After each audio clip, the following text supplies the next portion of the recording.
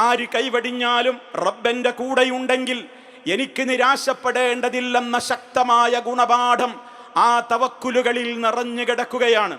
ഇബ്രാഹിം അലൈഹിസ്സലാം പൊന്നോമന പുത്രനായ കൈക്കുഞ്ഞിനെയും തൻ്റെ ഇണയായ ഹാജറയെയും മക്കായിലെ ഊഷരഭൂമിയിൽ ആരാരുമില്ലാത്ത പ്രദേശത്ത് ഒരു പാത്രത്തിൽ അല്പം വെള്ളവും അല്പം ഈത്തപ്പഴവും മാത്രം വെച്ചു കൊടുത്തുകൊണ്ട് അവിടെ പാർപ്പിച്ചുകൊണ്ട് മടങ്ങിപ്പോകുമ്പോൾ ഇബ്രാഹിം നബി അലൈഹിസ്സലാമിനോട് ഹാജറ റളിയല്ലാഹു അൻഹ ചോദിക്കുന്ന അർത്ഥവത്തായ ഒരു ചോദ്യമുണ്ട്.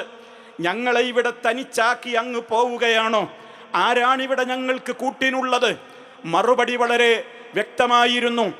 ഒന്നും മിണ്ടിയില്ല, മൗനത്തിലായിരുന്നു മറുപടി. വീണ്ടും വീണ്ടും ആ ചോദ്യം ആവർത്തിക്കുമ്പോൾ ആ ചോദ്യത്തിൻ്റെ കൂടെ ബീവി ഒരു ചോദ്യം കൂടെ ചോദിക്കുകയാണ്. ആ അല്ലാഹു അമറക ബിഹാദാ, അല്ലയാണോ താങ്കളോട് ഞങ്ങളെ ഇവിടെ തനിച്ചാക്കി നിങ്ങൾ പോകണം എന്നുള്ള കൽപ്പന അല്ലയാണോ അങ്ങയോട് പറഞ്ഞത്? ഇബ്രാഹിം അലൈഹിസ്സലാം പറഞ്ഞു, അതെ. എങ്കിൽ ഹാജറ ബീവിയുടെ ഉമ്മയുടെ മറുപടി നിങ്ങൾ ശ്രദ്ധിക്കുക. ഇദൻ ലാ യുളയ്യിഉന, എങ്കിൽ സമാധാനത്തോടെ പൊയ്ക്കോളൂ. ആ അല്ലാഹു ഞങ്ങളെ ഒരിക്കലും കൈവടിയുകയില്ല.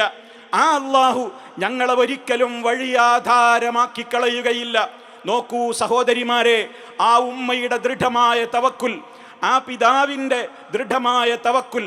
റബ്ബുണ്ട്, റബ്ബ് കൽപ്പിച്ചത് ചെയ്തതിൻ്റെ പേരിൽ നമുക്ക് എവിടെയും പരാജയമുണ്ടാവില്ല.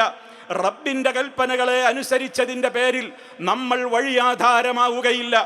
റബ്ബിൻ്റെ കൽപ്പനകളെ ജീവിതത്തിൽ പാലിച്ചു എന്നതിൻ്റെ പേരിൽ ആർക്കൊക്കെ അതൊക്കെ എത്ര വെറുപ്പാണെങ്കിലും, ആർക്കൊക്കെ അതൊക്കെ ഇഷ്ടമല്ലാത്ത കാര്യമാണെങ്കിലും റബ്ബിൻ്റെ സഹായം നമുക്കുണ്ടാകുമെന്ന ദൃഢമായ തവക്കുൽ.